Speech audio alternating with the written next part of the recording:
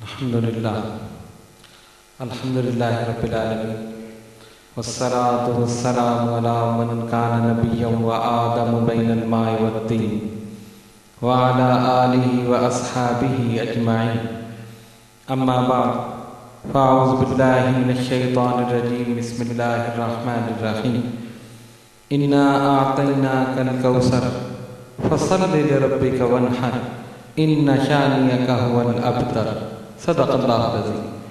بارگاہ رسالت میں درود پاک کا نذرانہ پیش اللہم صلی علی سیدنا مولانا محمد وعلی آل سیدنا مولانا محمد صلاۃ دائمۃ بدوام الملک الحی القیوم۔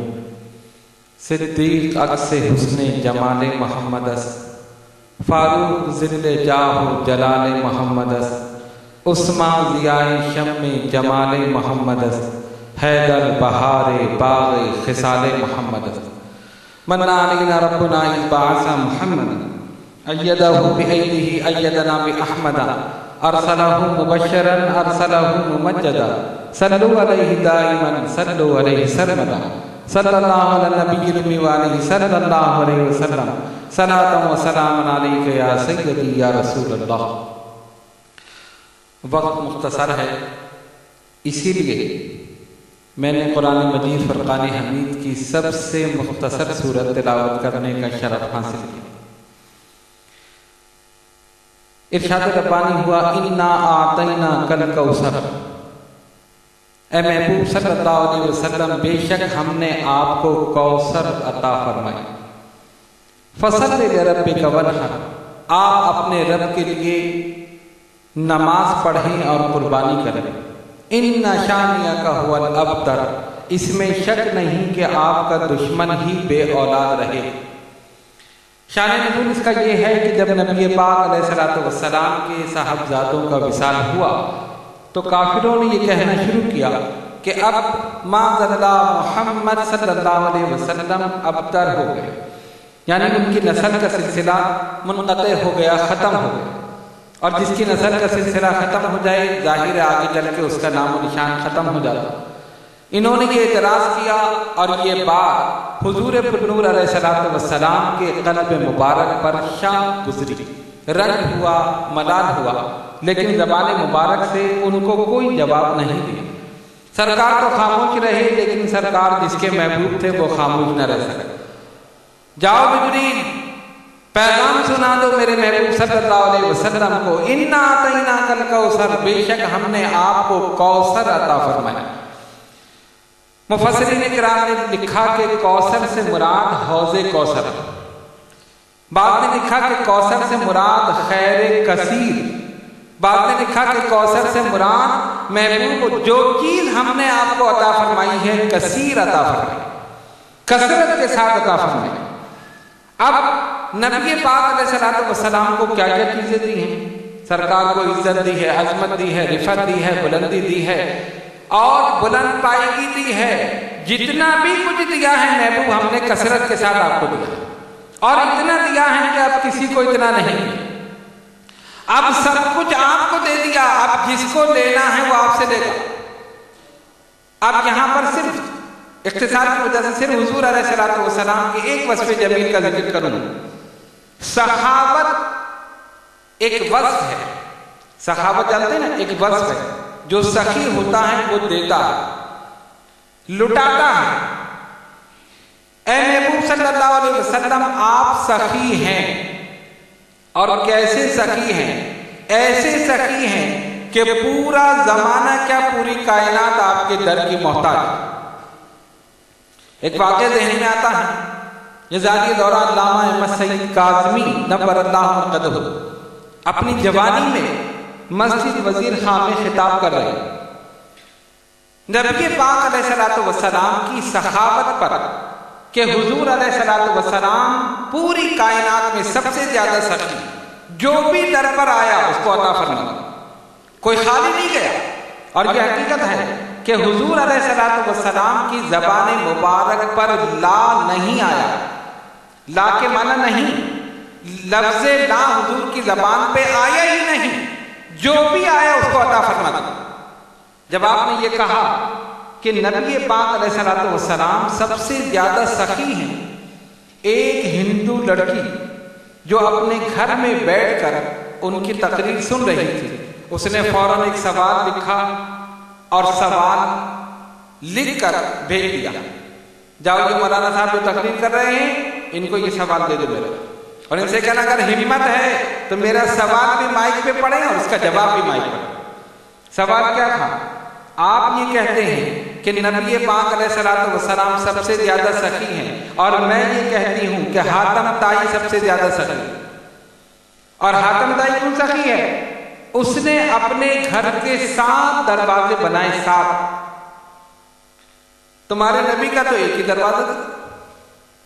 7 دروازے نہیں تھے نا، ایک ہی دروازہ تھا، جو آیا اس کو دے دے. حاتم طائی نے اپنے گھر میں 7 دروازے بنائے.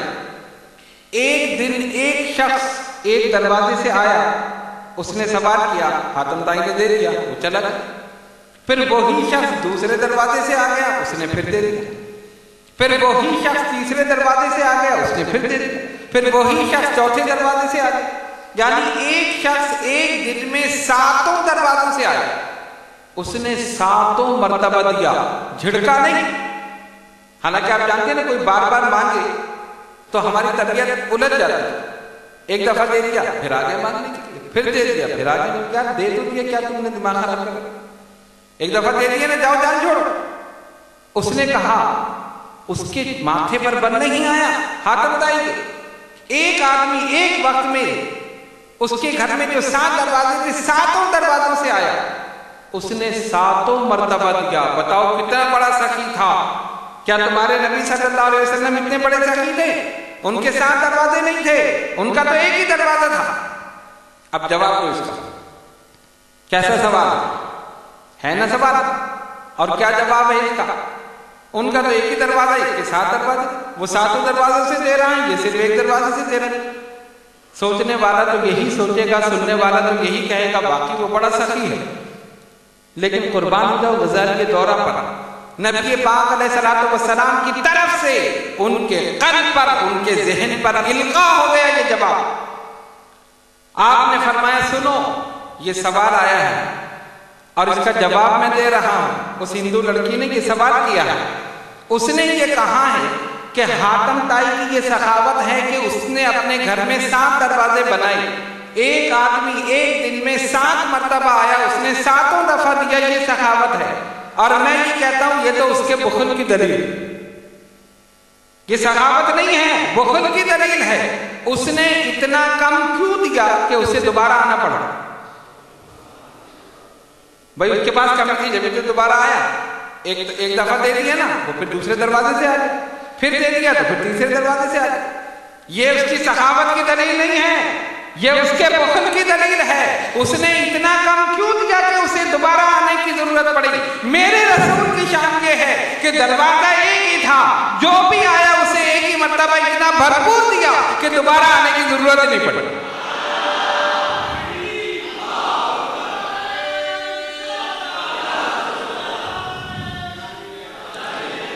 دوبارہ آنے کی ضرورت نہیں پڑی. یہ تو اس کے بخل کی دلیل ہے اور میرے رسول کی سخاوت کی دلیل. اِنَّا أَعْطَيْنَاكَ الْكَوْثَرَ، محبوب ہم نے آپ کو جو کچھ عطا کیا کثرت کے ساتھ عطا کیا. حوض کوثر بھی مراد ہے، خیر کثیر بھی مراد ہے. ہر نعمت رسول ہم نے آپ کو کثرت کے ساتھ عطا کر دی. عزت، رفعت، بلندی، فضیلت، عظمت، جتنی چیزیں عطا کی ہیں، جتنی نعمتیں عطا کی ہیں، رسول ہم نے کثرت کے ساتھ آپ کو عطا کر. اور جیسی کثرت کے ساتھ عطا کی میرے رسول اسی طرح لوٹا رہے ہیں.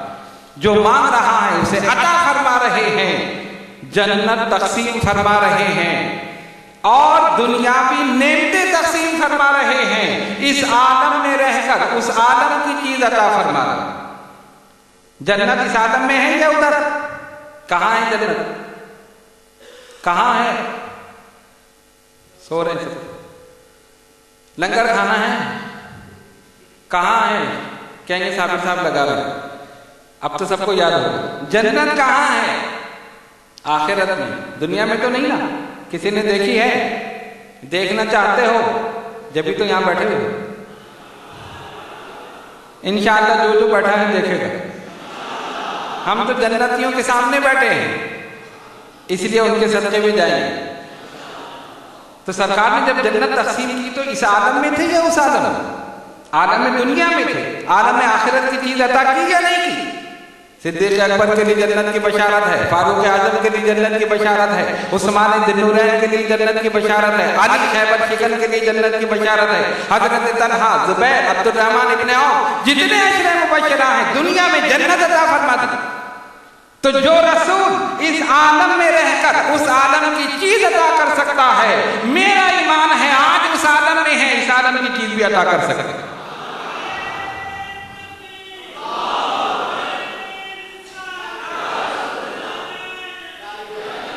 اللہ تبارک و تعالیٰ نے ان کو بااختیار بنا دیا ہے، مختار کل بنا دیا ہے، جسے چاہیں جب چاہیں عطا فرما دے۔ مانگنے والا ہونا چاہیے، مانگنے والا ہونا چاہیے، عقیدہ مضبوط ہونا چاہیے۔ رسول دے سکتے ہیں، دے رہے ہیں، اور انشاءاللہ قیامت تک دیتے رہے۔ فرمایا انما انا قاسم واللہ یؤتی، اللہ عطا کرنے والا ہے اور میں اس کی عطا کو تقسیم کرنے والا ہوں۔ دونوں جہاں کی نعمتیں ہیں ان کے خالی ہاتھ، تو وہ عطا فرما رہے ہیں، اور انشاءاللہ آج کی اس مبارک اور مقدس رات کے صدقے میں جو جو بھی یہاں آیا ہے اس کو ضرور عطا فرمائیں، خالی نہیں جائے۔ ان کی شان یہی ہے، جو ان کی محفل میں آ گئے جھولیاں بھر کر لے کر جائے۔ آج کی مبارک اور مقدس محفل اور مقدس رات شیخ عبدالحق محدث دہلوی نور اللہ مرقدہ فرماتے ہیں شب میلاد شب قدر سے بھی افضل ہے، اس لیے کہ شب قدر میں قرآن آیا اور اس میں وہ آیا جس پر قرآن آیا، جس کی وجہ سے قرآن آیا۔ اگر وہ نہ ہوتے تو نہ اسلام، نہ ایمان، نہ قرآن، نہ کوئی نعمت ہمیں نہیں ملتی۔